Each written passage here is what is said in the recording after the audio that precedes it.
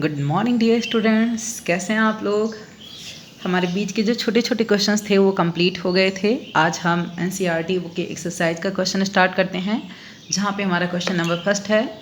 कोई वस्तु शून्य बाह्य असंतुलित बल अनुभव करती है।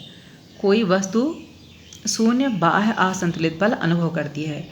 क्या किसी भी वस्तु के लिए अशून्य वेग से गति करना संभव है? यदि हाँ, तो वस्तु के वेग के परिमाण एवं दिशा पर लगने वाली शर्तों का उल्लेख करें। यदि नहीं, तो कारण स्पष्ट करें। कोई वस्तु असंतुलित बल का अनुभव, कोई वस्तु शून्य बाह्य असंतुलित बल का अनुभव करती है, मतलब उस पर कोई असंतुलित बल नहीं लगा है। तो जैसे अगर असंतुलित बल नहीं लगा है किसी वस्तु पे, तो जिस स्थिति में रहेगी उसी स्थिति में रहना चाहेगी। तो आइए इसका आंसर देखते हैं। इस प्रश्न की दो स्थितियां हो सकती हैं, जिसमें से पहली स्थिति है ए हमारी कि यदि वस्तु विराम की स्थिति में है तो इस प्रश्न का उत्तर है नहीं। यदि वस्तु विराम की स्थिति में है तो इस प्रश्न का उत्तर है नहीं, क्योंकि न्यूटन के गति के प्रथम नियम से असंतुलित बल की अनुपस्थिति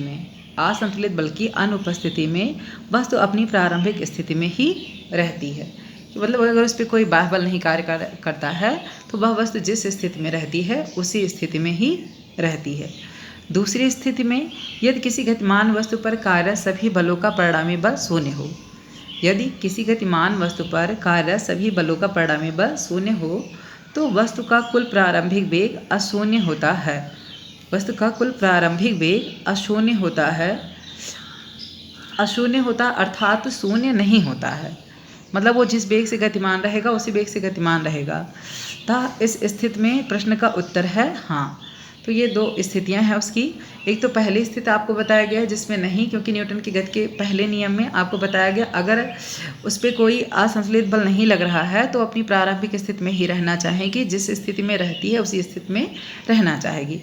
दूसरी स्थिति में आपको बताया गया है किसी गतिमान वस्तु पर कार्यरत सभी बलों का परिणामी बल शून्य है तो वस्तु उसका कुल प्रारंभिक वेग अशून्य होगा अर्थात शून्य नहीं होगा। इस स्थिति में प्रश्न का उत्तर क्या हो जाएगा? हाँ हो जाएगा। तो आइए इसी क्रम में हम सेकंड क्वेश्चन देखते हैं। सेकंड क्वेश्चन है हमारा, किसी छड़ी से एक दरी को पीटा जाता है तो धूल के कण बाहर आ जाते हैं, स्पष्ट कीजिए। किसी छड़ी से दरी को पीटा जाता है तो धूल के कण बाहर आ जाते हैं, स्पष्ट कीजिए। अब ध्यान से देखिए, यहाँ जड़त्व का प्रभाव होगा, आपको बताया गया था। आप कह सकते हैं हाँ कि जब किसी छड़ी से दरी को पीटा जाता है तो दरी जो होती है वो गतिमान अवस्था में आ जाती है, लेकिन उसमें उपस्थित धूल के कण जो होते हैं वो विराम अवस्था में ही रहते हैं और जड़त्व के गुण के कारण वो अपनी स्थिति बदलना नहीं चाहते हैं, जिसके कारण वो क्या होते हैं, दरी से अलग हो जाते हैं। तो आइए इसका आंसर देखते हैं। जब दरी को झाड़ा जाता है अर्थात जब दरी को छड़ी से पीटा जाता है या जब दरी को झाड़ा जाता है या पीटा जाता है तब दरी को गतिशील बना दिया जाता है और विराम जड़त्व के कारण धूल के कण विराम अवस्था में ही रहते हैं और नीचे गिर जाते हैं। तो इसे आप अपने शब्दों में भी लिख सकते हैं और इससे भी लिख सकते हैं। तो आइए इसी क्रम में नेक्स्ट क्वेश्चन देखते हैं। बस की छत पर रखे सामान को रस्सी से क्यों बांधा जाता है? बस की छत पर रखे सामान को रस्सी से क्यों बांधा जाता है? इसे आप अपने शब्दों में भी बता सकते हैं कि बस की छत पर रखे सामान को रस्सी से इसलिए बांधा जाता है क्योंकि अगर हम रस्सी को नहीं बांधेंगे तो अचानक ब्रेक लगाने पर जो है वो गिर पड़ेगा। तो आइए इसका आंसर देखते हैं। जब सामान को बस की छत पर रखते हैं तो ये बस के साथ जुड़े हुए नहीं होते हैं। जब सामान को बस की छत पर रखते हैं तो ये बस के साथ जुड़े हुए नहीं होते हैं। इस स्थिति में बस जब अचानक चलना शुरू करती है तो कुछ हल्के सामान बस की छत से नीचे की ओर गिर जाते हैं। यदि चलती हुई बस अचानक सा रुके तो सामान आगे की ओर गिर जाते हैं। इसलिए बस की छत के ऊपर सामानों को बांध कर रखने के लिए कहा जाता है, कसकर बांध किया जाता है। ऐसा क्यों होता है? न्यूटन की गति के पहले नियम के अनुसार, जड़त्व के नियम के अनुसार। तो आप इस आंसर में लिख लेंगे। आइए इसी क्रम में नेक्स्ट क्वेश्चन देखते हैं। नेक्स्ट क्वेश्चन है हमारा, किसी बल्लेबाज द्वारा क्रिकेट की गेंद को मारने पर गेंद जमीन पर लुढ़कती है। कुछ दूर चलने के पश्चात गेंद रुक जाती है। गेंद रुकने के लिए धीमी होती है क्योंकि बल्लेबाज ने गेंद को पर्याप्त प्रयास से हिट नहीं किया। वेग गेंद पर लगाए गए बल के समानुपाती है। तो आइए इसका आंसर देखते हैं।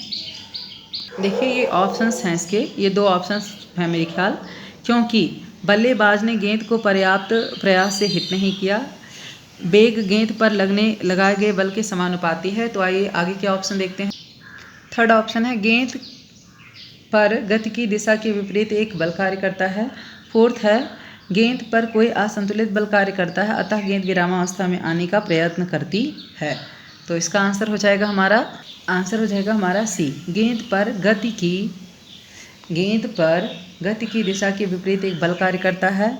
यह बल गेंद और जमीन के बीच घर्षण बल है तथा हवा का प्रतिरोधक भी है, जिसके कारण गेंद जो है रुक जाती है। तो आज का वीडियो हम अपना यहीं समाप्त करते हैं। नेक्स्ट एक नई टॉपिक के साथ मिलेंगे आप लोगों से।